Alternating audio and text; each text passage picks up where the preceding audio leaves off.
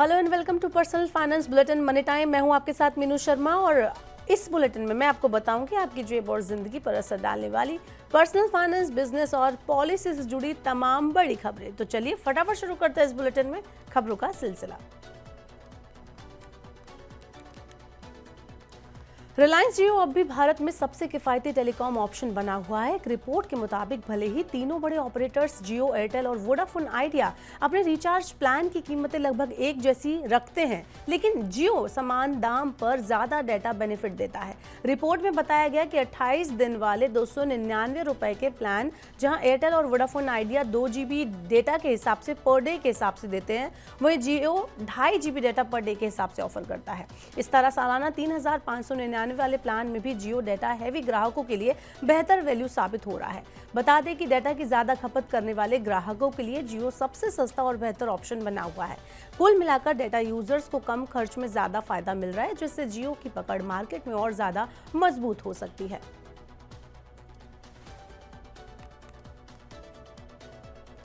भारत का renewable energy sector अब नई उड़ान भरने की तैयारी में है। आने वाले महीने में ग्रीन एनर्जी कंपनियां शेयर बाजार से बड़ी रकम जुटाने जा रही हैं।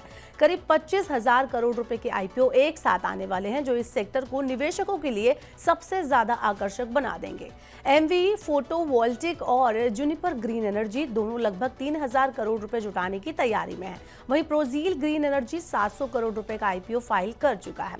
इसके अलावा रीग्रीन एक्सेल ईपीसी इंडिया प्लांट निर्माता कंपनी है, ये 500 करोड़ रुपए का आईपीओ पहले ही सेबी से क्लियर करा चुकी है। इसके अलावा सात्विक ग्रीन एनर्जी 1,150 करोड़ रुपए की जुटाने की तैयारी में लगा हुआ है। ये सभी लिस्टिंग एनटीपीसी ग्रीन एनर्जी की ब्लॉकबस्टर 10,000 करोड़ की लिस्टिंग, जो कि नवंबर 2024 में आई थी, उसके बाद आ रही हैं, जिसने इस सेक्टर में बड़ा विश्वास जगाया है। तो अगर आप आईपीओस में निवेश करने की सोच रहे हैं, पैसा लगाने की सोच रहे हैं, तो रिन्यूएबल एनर्जी सेक्टर आपके पोर्टफोलियो का अगला पावर बूस्टर बन सकता है। सेबी अब प्री आईपीओ शेयर की ट्रेडिंग को रेगुलेटेड प्लेटफॉर्म पर लाने की तैयारी कर रहा है। सेबी के चेयरमैन तुहिन पांडे ने गुरुवार को फिक्की के एक कार्यक्रम में कहा कि निवेशकों के लिए प्री लिस्टिंग सूचना अक्सर पर्याप्त नहीं होती। ऐसे में एक नया पायलट इनिशिएटिव शुरू किया जा सकता है।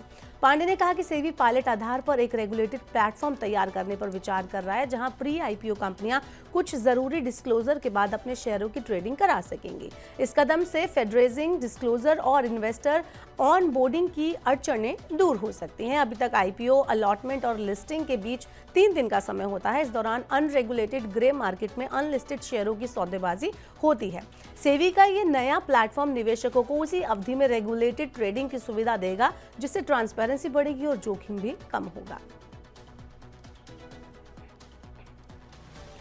Goods and tax services GST दरों को युक्ति संगत बनाने पर मंत्री समूह की गुरुवार को महत्वपूर्ण बैठक हुई। बैठक में राज्यों द्वारा इनडायरेक्ट टैक्स सिस्टम के रीस्ट्रक्चर करने के केंद्र के प्रस्ताव पर सहमति जताए जाने के साथ ही जीएसटी दरों की संख्या घटाकर 2 यानी 5% और 18% कर दी गई। बिहार के उप मुख्यमंत्री सम्राट चौधरी के अनुसार मंत्रियों के समूह ने जीएसटी दरों को युक्ति संगत बनाने के लिए 12 और 28% की दरों को समाप्त करने के केंद्र के प्रस्ताव को स्वीकार किया है। बिहार के उप मुख्यमंत्री सम्राट चौधरी की अध्यक्षता में 6 सदस्यीय मंत्री समूह ने 5, 12, 18 और 28% की मौजूदा 4 दरों वाले स्ट्रक्चर को 2 दरों से बदलने की योजना को मंजूरी दे दी है।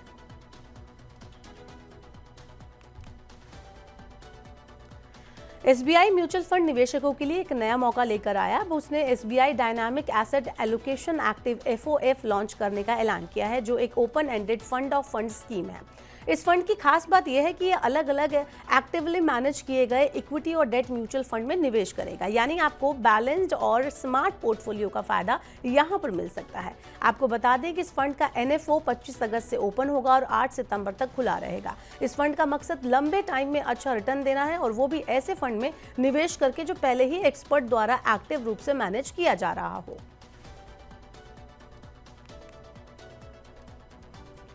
चलिए बुलेटिन में आगे बढ़ते हुए बताते हैं कि आज शेयर बाजार का क्या हाल रहा। तो गुरुवार को रियल्टी और ऑयल एंड गैस शेयरों की बदौलत सेंसेक्स और निफ्टी में बढ़त दर्ज की गई। जीएसटी में संभावित कटौती की उम्मीदों के चलते 5 दिनों से जारी तेजी बरकरार रही। ब्याज दरों के अनुमानों पर अमेरिकी फेड के एनुअल सिंपोजियम से पहले भी निवेशक सतर्क रहे। भारतीय बेंचमार्क सूचकांक लगातार छठे सत्र में बढ़त के साथ आज बंद हुए और 21 अगस्त को निफ्टी 25,050 के ऊपर जाकर क्लोज हुआ। वहीं सेंसेक्स 142.87 अंक यानी कि 0.17% बढ़कर 82,000.71 पर क्लोज हुआ। निफ्टी की बात करें तो 33.20 अंक यानी कि 0.13% ये बढ़कर 25,083.75 पर जाकर क्लोज हुआ। लगभग 2025 शेयरों में आज तेजी देखी गई। 1,886 शेयरों में आज गिरावट आई और 145 शेयरों में कोई बदलाव नहीं हुआ।